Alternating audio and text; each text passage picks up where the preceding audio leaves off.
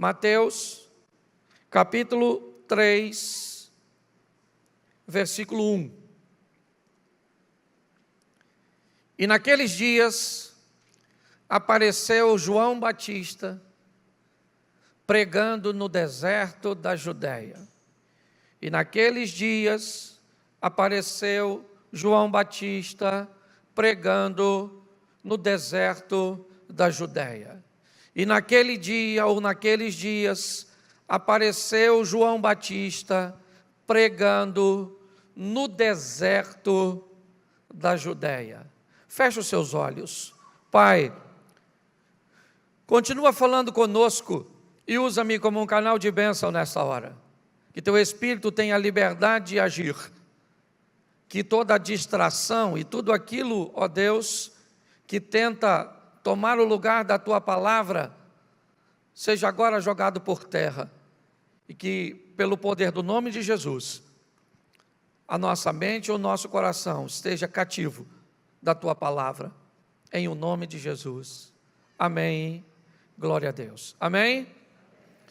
Eu quero conversar com vocês sobre esse texto, porque ele diz que depois de um período tão longo de silêncio, o intervalo que separou o final do Velho Testamento para o início do Novo, um período de quase 400 anos, nós vamos nos deparar com João Batista aparecendo no deserto da Judéia.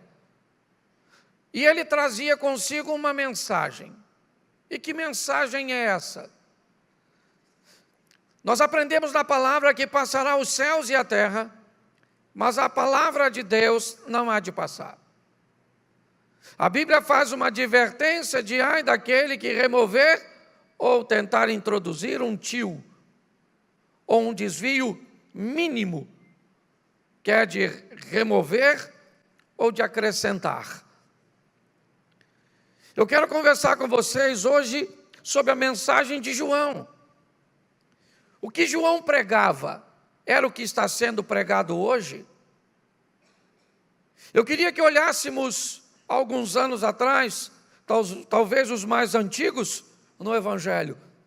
Se você é um pouquinho mais antigo, talvez é capaz de lembrar que já houve tempo que era pecado para um homem andar sem chapéu na rua.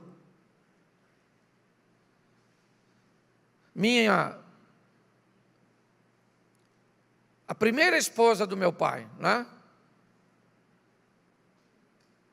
Uma vez meu pai procurou o pastor dele e disse: olha, eu estou indo para a igreja, eu estou indo trabalhar e minha mulher está andando de bicicleta. Eu não tenho mais o que fazer. E o pastor disse: quebra a bicicleta. Porque é melhor sua mulher ir para o céu do que perder a salvação andando de bicicleta. Eu já ouvi que uma vez eu cheguei num local para cortar o cabelo e sentei do lado de um rapaz que estava aguardando e o cabeleireiro falou assim: e aí, Cláudio, eu não era pastor na época, como é que está a igreja? Eu falei: está tudo jóia, estamos firmes lá. E o rapaz me olhou e disse: o senhor é crente? Eu falei: sou, sim, senhor. Ele disse: e o senhor usa bermuda? Aí eu fiquei constrangido e falei: não, mas é porque eu moro aqui pertinho e só vim aqui cortar o cabelo, mas normalmente eu ando de calça jeans. Jeans? Eu falei: é jeans, mas jeans é do capeta. Aí eu falei: fui, agora não tem jeito. Tentei trocar a bermuda pelo jeans, certo? Quem aqui já não ouviu falar que tomar café, Coca-Cola, usar um brinco, cortar o cabelo, ir à praia, jogar um futebol? Me parece que se seguraram tanto na ponta desse elástico, que quando soltaram ele foi para outra extremidade, do não pode nada para o pode tudo. Então hoje não estou aqui, né, para ficar fazendo um discurso. Eu quero pregar uma mensagem no contexto que João Batista estava pregando. O texto diz que esse camarada aparece pregando. Pregando o quê? A mensagem de João Batista era baseada, estava sustentada em quê?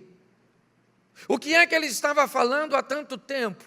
Será que é o que nós deveríamos estar falando hoje?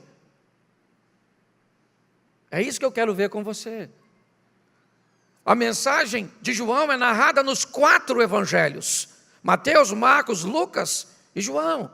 Lemos o texto de Mateus, onde ele diz que João Batista aparece pregando no deserto da Judéia. Marcos vai dizer que João, descrito no profeta Isaías, é como um anjo que prepara o caminho para Jesus. Enquanto Lucas vai descrever que Tibério era o César, Pôncio Pilatos, o governador. Vai dizer que Herodes comandava a Galileia. Vai dizer que Anás e Caifás eram os sacerdotes. Mateus diz o local, deserto da Judéia. Marcos diz que João vem como um anjo, preparando um caminho, e ele tem uma mensagem. Lucas diz que em que período essa mensagem foi dita, pois Tibério era o César da época. Nós vamos olhar para João, e João vai dizer que esse Jesus, e não o Batista, o João discípulo, ele vai dizer que esse Jesus é o Cordeiro de Deus. Mas qual era o teor da mensagem desse camarada? 4 coisas eu quero destacar aqui com você, independente do livro que você tenha lido, seja Mateus, Marcos, Lucas e João. A mensagem é dividida em 4 pontos importantíssimos. Primeiro, ela fala de arrependimento.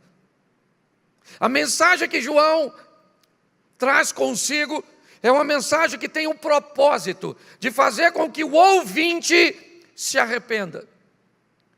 Segundo, a mensagem não trata só de arrependimento. A mensagem de João também vai tratar de conversão. Aliás, ao invés de 4, são 5 pontos. Terceiro, a mensagem de João vai falar de salvação. E a mensagem de João fala de separação e de fogo. É isso.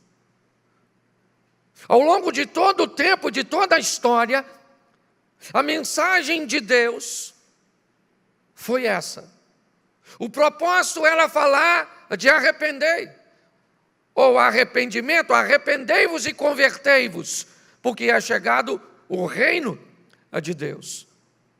Uma proposta que vem trazendo consigo a conotação de sermos salvos, de que vai haver uma separação, e que essa história pode terminar com fogo. Todos os 4 evangelhos também, João diz: eu vos batizo com água, mas depois de mim vem um que vai batizar com o Espírito Santo e com fogo. E mediante a tudo isso que estamos vendo, em todo o contexto atual, eu não tenho desconforto nenhum em entender que estamos nas últimas horas da Bíblia. Eu não tenho desconforto nenhum em observar as aberrações, as atrocidades, a banalização da fé, o posicionamento superficial das pessoas, a ausência de comprometimento, o narcisismo, toda essa estrutura que vemos, isso já não me choca mais. Mas é importante observarmos, porque a mensagem continua a mesma. 5 pontinhos. E o primeiro deles é arrependimento. E eu coloquei aqui, não vou aqui, né, encerrar o assunto sobre o tema, mas eu acho que vale a pena nós avaliarmos. Arrependimento. Que mensagem é essa? Uma mensagem que tem o propósito de fazer com que o ouvinte tenha o reconhecimento do que fez ou do que faz que é de errado. Ninguém vai mudar algo que faz ou pretende mudar algo que faz que acredite estar certo. Quando as pessoas fazem algo que elas acreditam que estão certas, para que mudar? Eu estou certo. Não há necessidade de arrependimento. Mas a pergunta é: está certo aos olhos de quem? Está certo aos parâmetros de quem? Quando a Bíblia diz que nós precisamos, ao ouvir a mensagem de João, ao ouvir a mensagem bíblica, ao ouvir a mensagem dos profetas, precisamos ter um encontro com o arrependimento. Arrepender é encarar aquilo que eu faço de errado. Mas de errado para quem? Errado para a Bíblia, para a palavra de Deus. Errado para o Espírito Santo de Deus e errado para o meu semelhante. Mas e se tiver certo para o meu semelhante? Se tiver certo para o meu semelhante, mas tiver errado para a palavra de Deus e para o Espírito Santo, buscai primeiro o reino de Deus e a sua justiça, e as demais coisas vos serão acrescentadas, porque o reino de Deus sempre vem primeiro. Quando olhamos hoje para esse arrependimento, a pergunta é: que base nós estamos colocando para ancorar a nossa postura espiritual? Porque me parece que o certo virou errado. Me parece que a contramão é um caminho tão frequentado que quem anda na mão correta entra em colisão o tempo inteiro. Me parece que a santidade se tornou superficial.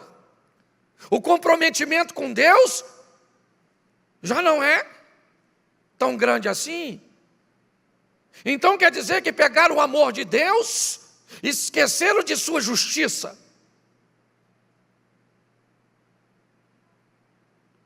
Qual é o grande problema que eu me deparei isso como pastor? É o fim dessa história.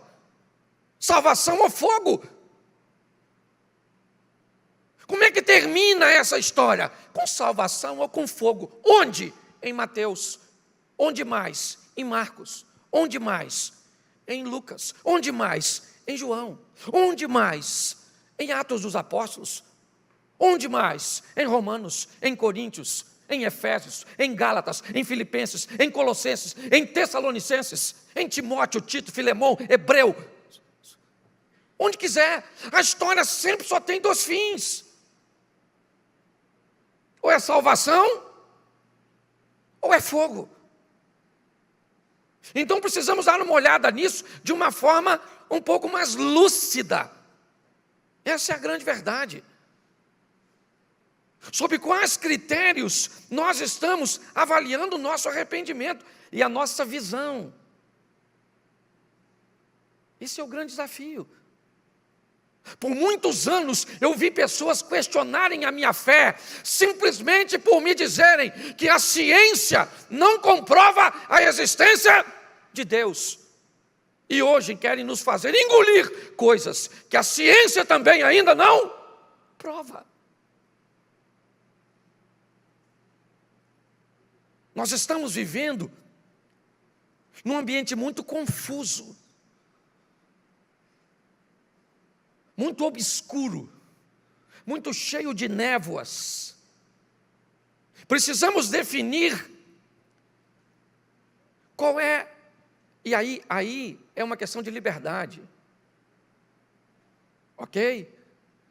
É uma questão de posicionamento. Sob qual parâmetro eu vou me alinhar? Eu sou pastor de uma pequena igreja, no 4º distrito de Caxias, uma igreja sem muita expressão. Nós não temos aqui hoje 400 pessoas, é verdade, mas eu não posso observar uma sociedade que diz que no Dia dos Pais vai tolerar uma mulher representando os homens.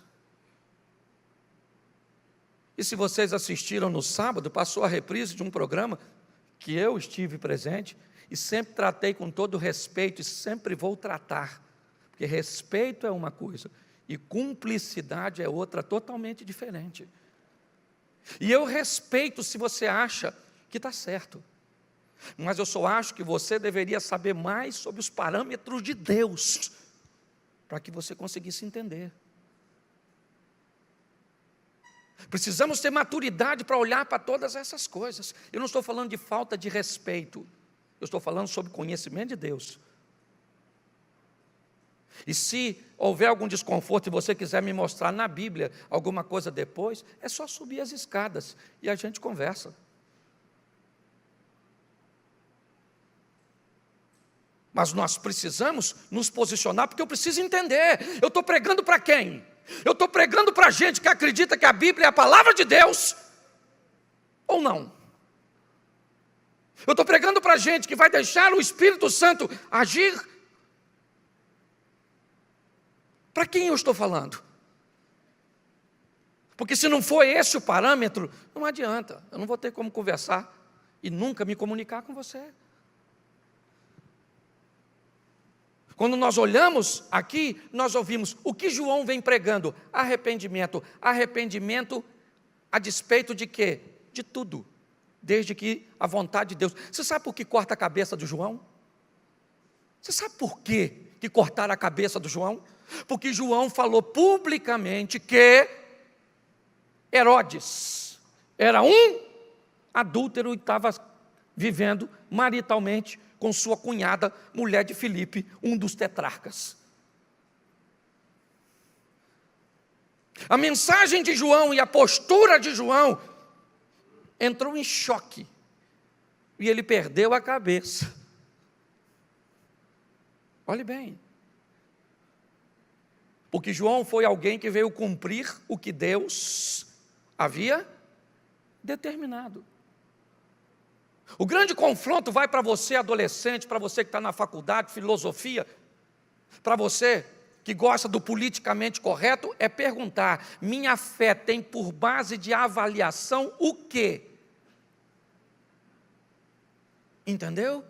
E talvez você consiga nortear o que é fé, o que é vida com Deus. Não trate isso com desrespeito, com intolerância, com discriminação. Não é disso que eu estou falando, até porque aqui na igreja, vocês sabem, se alguém discriminar alguém por raça, cor, opção sexual ou qualquer outra coisa, tem sérios problemas conosco da liderança. Agora, uma coisa é respeito, outra coisa eu preciso saber para quem eu estou falando. Se você está aqui me ouvindo e a Bíblia, você quer adaptar a Bíblia, você quer evitar o confronto para o politicamente correto, está errado. O final dessa história é fogo. E que isso fique bem claro para não cair na minha conta. Porque tem gente que acha que eu não sou sério, eu sou bem humorado, mas eu sou chatinho pra caramba, com princípios e valores. Até porque os valores não são meus. Eu negocio com você meu carro, eu negocio com você minha casa, mas eu não negocio com você os valores de Deus, porque eles não são meus, eles são de Deus. E que isso fique claro. Nós precisamos entender que a história do Evangelho começa com arrependimento. E arrependimento só acontece se o parâmetro for bíblico, se o parâmetro for o Espírito Santo de Deus, até porque a Bíblia diz que o Espírito convence o homem do pecado, da justiça e do juízo. É assim que funciona. Ah, pastor, mas não é bem assim. Uma ova. É assim e pronto. Ah, mas eu não concordo. Fogo. Ah, mas eu não acho justo. Fogo. Fogo.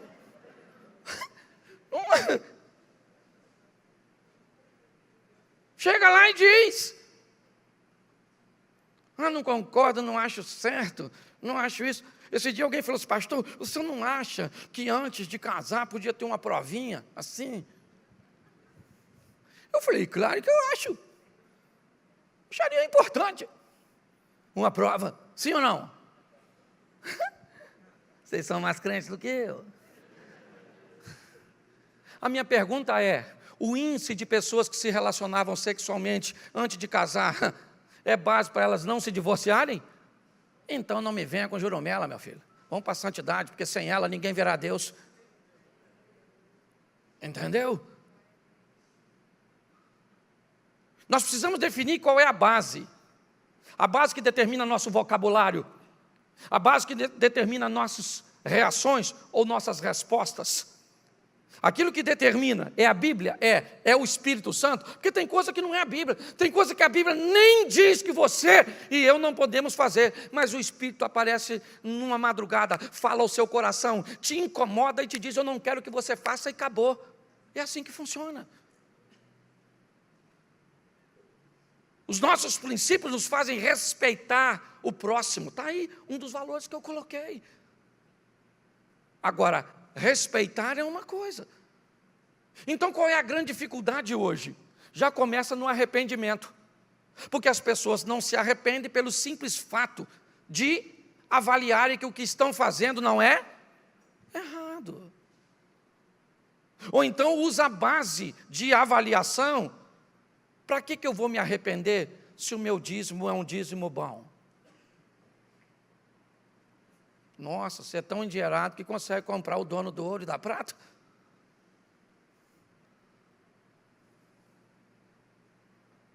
Como é que funciona isso? O sistema não é compensação, é arrependimento. E arrependimento segundo os valores e princípios de Deus. Essa era a mensagem de João, era a mensagem dos apóstolos, era a mensagem do apóstolo Paulo, é a mensagem da igreja primitiva e continua sendo a mensagem. O que é errado é errado. Para quem? Para Deus. Se é errado para Deus, para o Espírito Santo, e se prejudica meu próximo, eu devo sair. E é assim que funciona.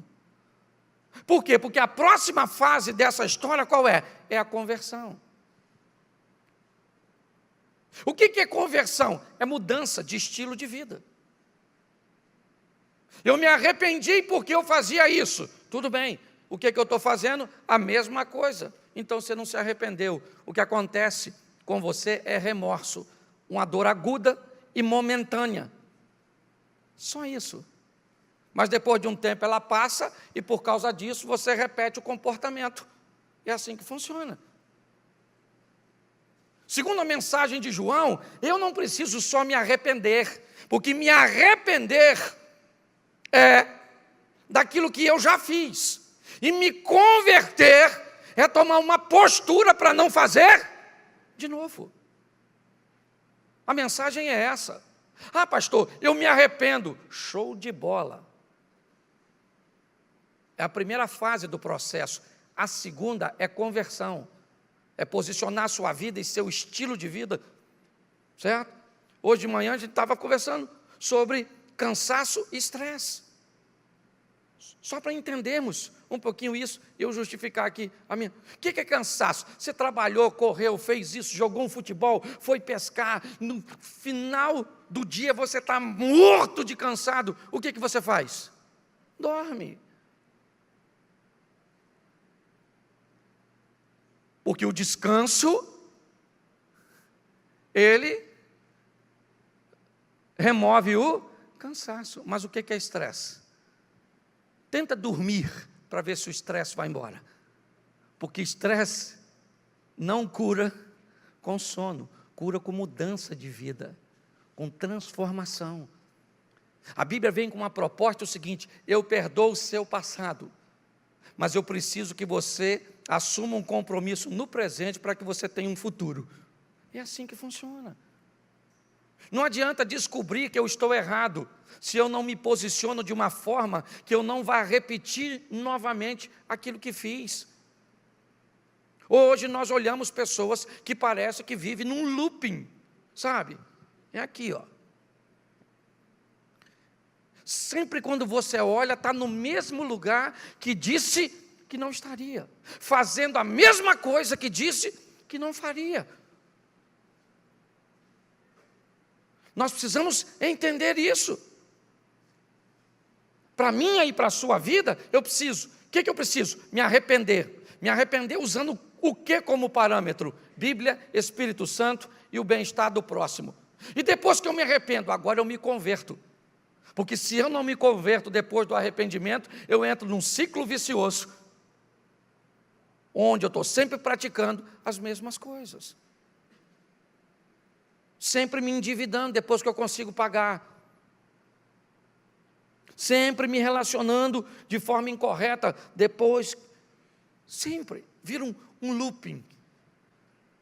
Porque a mensagem de João vem também com salvação.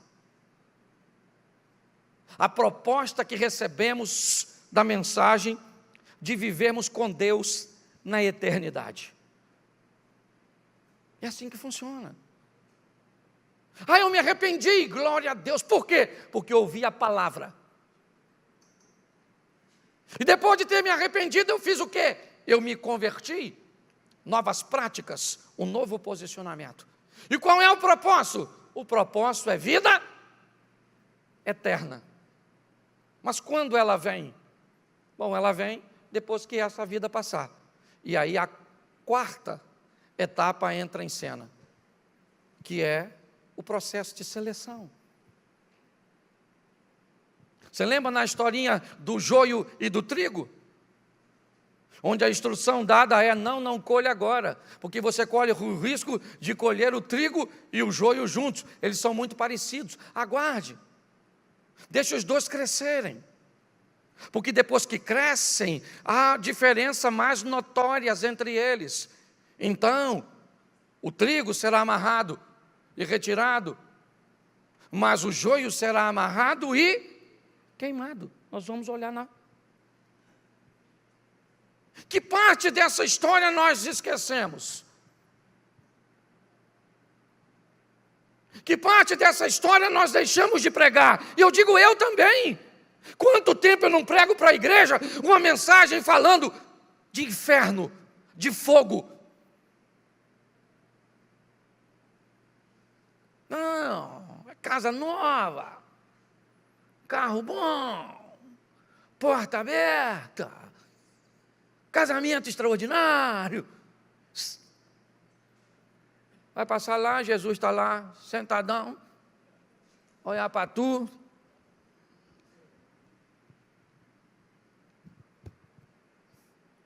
Estamos juntos.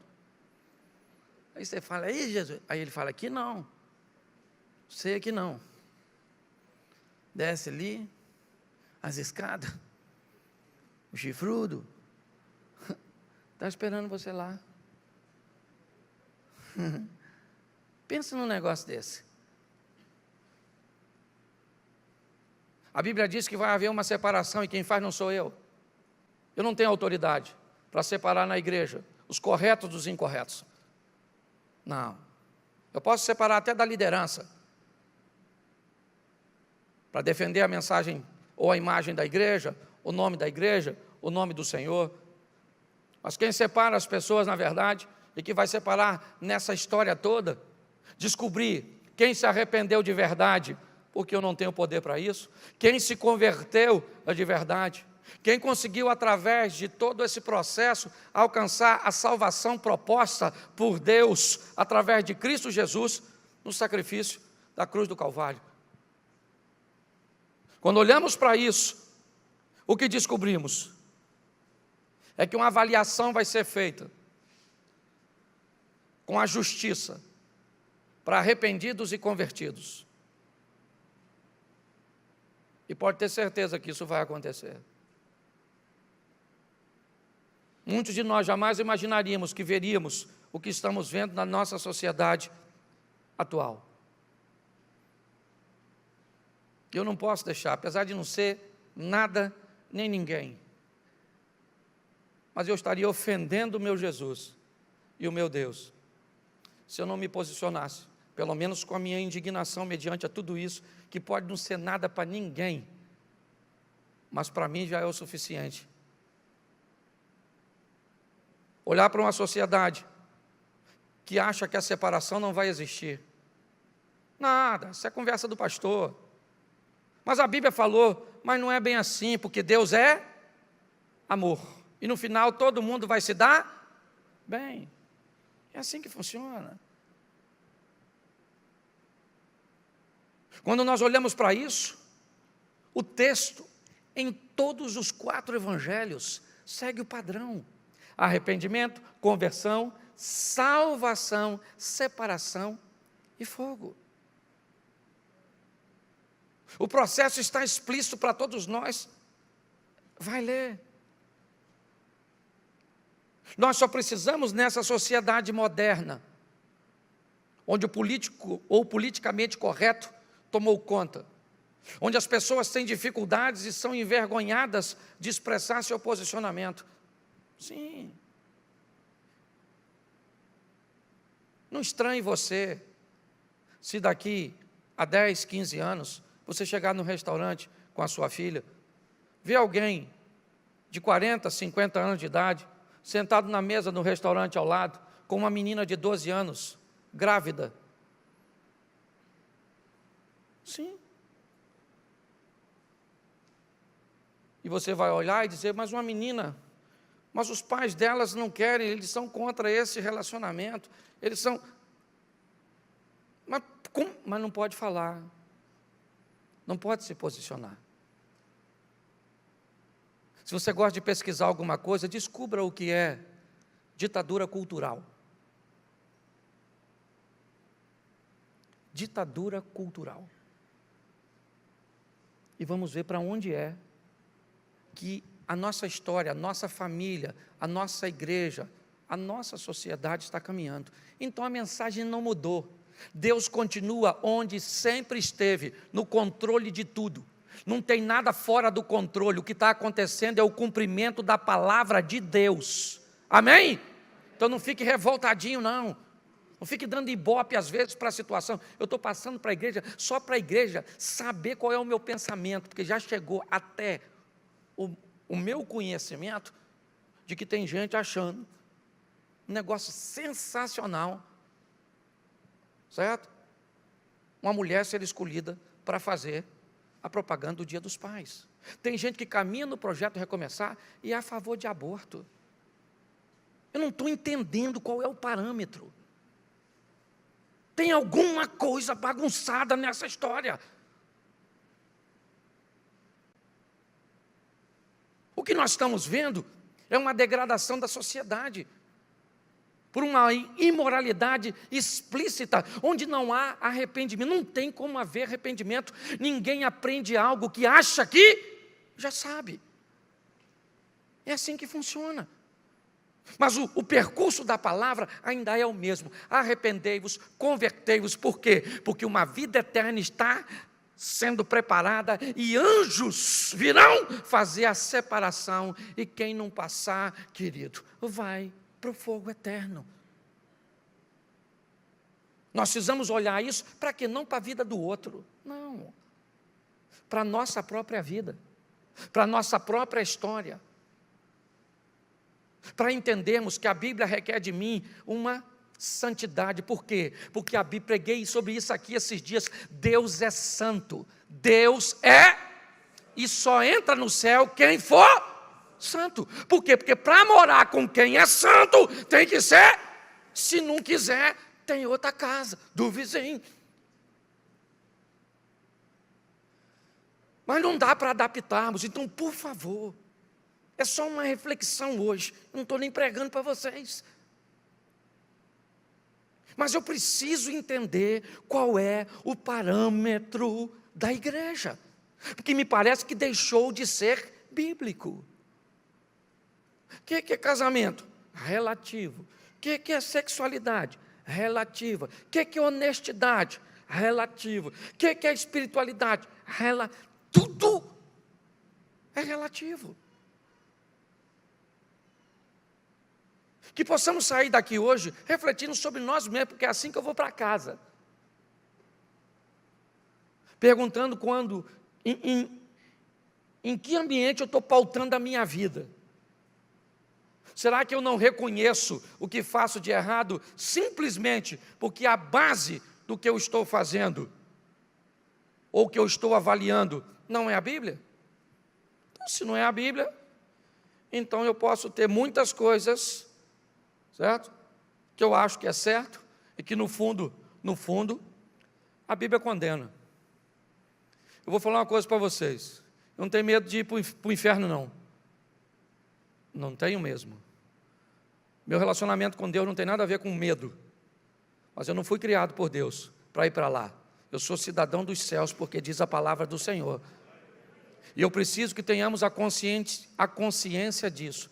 Eu não estou treinando a igreja para entrar em confronto, para entrar em embate, para entrar em desgaste, para entrar... Não. Mas eu só preciso dizer para a igreja que o parâmetro é bíblico.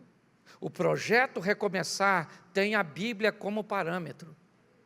Entendeu? Se você é a favor de sexo fora do casamento, se você é a favor de adultério, se você é a favor de pornografia, se você é a favor de homossexualidade, se você é a favor de pedofilia, se você é a favor de aborto, deixa eu te falar uma coisa.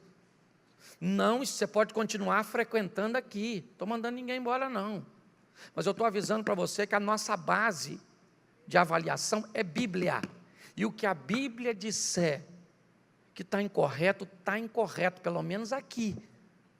Até quando nós vamos poder falar isso livremente? Entendeu? Não se espante se amanhã ou depois eu não tiver mais rede social. Se derrubarem meu canal, não espante. Mas eu não vou deixar de falar. Você está entendendo? Eu não vou. Eu sou pacífico, mas não sou frouxo. Entendeu? Eu sou pacífico, não estou aqui para guerra. Não estou chamando ninguém para briga. Eu não sou frouxo. Estou cansado de ver uma minoria ditando as regras de uma nação. Porque criou um constrangimento no posicionamento de inversão. Porque é o que nós estamos envolvidos. Então nós vamos definir. É Deus ou não é Deus? É Deus? Então é Deus. Sabe o que Josué falou para aquela turminha? No último capítulo de seu livro. Reúne aqui, meu irmão. Chama a patotinha toda. A mesma coisa que Elias fez no Carmelo. Vamos embora. Certo? Nossos pais adoravam. E agora vocês decidem a quem servir. Se aos deuses dos amorreus ou se o Senhor verdadeiro. Até quando vocês cocheareis entre dois pensamentos, diz Elias no Carmelo. Se Jeová é Deus, seguiu. Se Baal é Deus, seguiu. Se Jeová é Deus, seguiu. É assim que funciona. Precisamos de um posicionamento, porque Jesus está voltando. Ele vai voltar para buscar a sua igreja. A trombeta vai tocar, os céus vão se abrir. Entendeu? Porque ele não é homem para que minta, nem filho do homem para que se arrependa. Se a ciência não consegue provar isso, ela não consegue provar muita coisa. Mas eu não preciso que a ciência comprove as experiências que eu tenho com Deus. Que isso fique claro, só para que você saiba com quem você está caminhando. É só isso. Se em algum momento você quer apresentar a sua posição, mesmo que ela seja covarde, mesmo que ela seja omissa, mesmo que ela seja politicamente correta, mesmo que ela seja com uma educação que você poderia ter para se posicionar a favor do seu Deus e da palavra dele, porque ele não negou entregar seu filho na cruz para morrer por mim e por você. E hoje nós temos vergonha de dizer com educação o que ele pensa e o que é correto aos olhos dele. Eu preciso que voltemos para casa com essa visão. E sempre com muito respeito, dei à igreja a liberdade de discordar. Só que se sua discordância é apenas amedrontamento e desconforto, eu respeito. Mas se ela for teológica. Eu não fico aqui em púlpito tentando expressar conhecimento, nem mostrar para vocês o que sei e o que não sei. Mas se quiser subir as escadas e defender sua teologia, show de bola, a gente conversa. Mas eu acho que agora já vale a pena ir para casa e pensar um pouco do que estão querendo fazer com nossos filhos e netos. Você quer saber o conteúdo do Ministério da Educação para as nossas crianças? Eu tenho. O ex-ministro de Educação me deu acesso. Eu não estou falando sem conhecimento de causa, não. Chegou a hora, a igreja precisa se posicionar de uma vez por todas, ou nós não vamos conseguir mais controlar nada. Vão deformar essas meninas, esses menininhos, porque nós sabemos nos defender. Porque todo aquele que invocar o nome do Senhor será salvo. Como, pois, invocarão aquele em quem não creem? E como crerão naqueles de que não ouviram? E como ouvirão, senão a quem pregue? E como pregarão, se não forem enviados? Como está escrito: quão formosos os pés dos que anunciam o evangelho de paz, dos que trazem alegres novas de boas coisas. Mas nem todos têm obedecido ao evangelho, pois Isaías diz: Senhor, quem creu na nossa pregação? De sorte que a fé é pelo ouvir, e ouvir pela palavra de Deus. Romanos capítulo 10, versículo 13 ao 17.